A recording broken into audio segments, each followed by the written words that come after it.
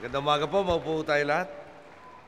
Nagalang-galang kalihim, Dinky Sulman, Mayor Tony Calixto, Congresswoman Amy Calixto Rubiano, Director Alicia Bunoan, Miss Venus Ra, Ate Chris, mga kabataan mula sa National Capital Region, civil society organizations, non-governmental organizations, people's organization, faith-based organizations, fellow workers in government, honored guests, mga minamahal ko po kababayan, magandang umaga po sa inyo lahat.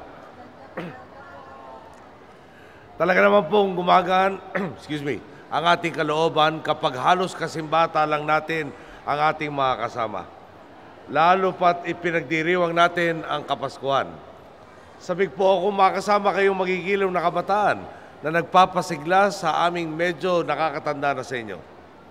Alam ko pong marami sa inyo, sa mga nakalipas na taon, ay dumanas na ng hirap sa murang edad pa lamang. At ang iba nga sa inyo, ipinagdiriwang ang Kapaskuhan sa pamamalimos sa lansangan. Kaya naman, ang wish ko po ngayon, maging mas ligtas, masaya at masigla, hindi lamang ang inyong darating na Kapaskuhan, kundi pati na ang inyong pamumuhay sa mga susunod na taon. Narito po kaming mga nakakatanda para sa katuparan ang wish na ito. Gumagawa kami ng mga paraan para bigyan kayo ng pagkakataon na maranasan din ang pinagdaanan ng karaniwang mga bata. Pag-aaral sa eskwela, pakikipaglaro sa mga kaibigan, at pag-aaruga ng mga maituturing ninyong pamilya. Sa pangunguna po ng ating Ninang Dinky, sinisikap po nating ilayo kayo sa peligrong hatid ng paglaboy sa lansangan, sa masamang epekto ng polusyon sa kalusugan, at ang pang-aabuso ng mga sindikato sa inyong kabataan. Nagtatrabaho kami para itaguyod ang inyong magandang kinabukasan. Ano naman ang inaasahan naman namin sa inyo? Simple lang, ang maging responsableng kabataan, maging matinong Pilipino.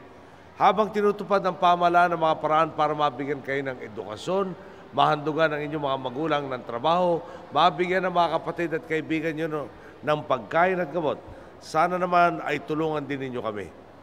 Baka matin ninyo, paano kayo makakatulong? Pakisunod po ang ating mga batas. Mag-aral ng talaga mabuti. Ilayo ang sarili sa bisyo at sa droga. Sapat na iyon para makaambag kayo sa pagtahak natin sa tuwid na daan. Itigil na ang pagiging pasaway, huwag pairalin ang katigasan ng ulo.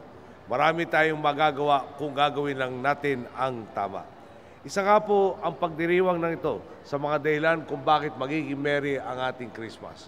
Kapiling kayo at ang inyong mga bagong kaibigan, magbibigayan tayo ng mga regalo at magtatagisan ng mga talento sa pagsayaw, pagkanta at pag-arte.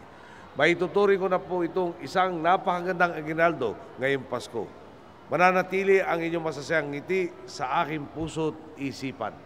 Wala na nga pong sasepa sa pagdiriwang ng Kapaskuhan basta tayo ay magkakasama at nagkakaisa. Hiling ko lang po, Pasko man o hindi, patuloy nating tularan at sa buhay ang mga aral ni Jesucristo. Panatilihin natin ang pagmamahalan, pagmamalasakit at pagbibigayan sa isa't isa tungo sa isang masagana at payapang bansa. Magandang araw po, maraming salamat sa lahat.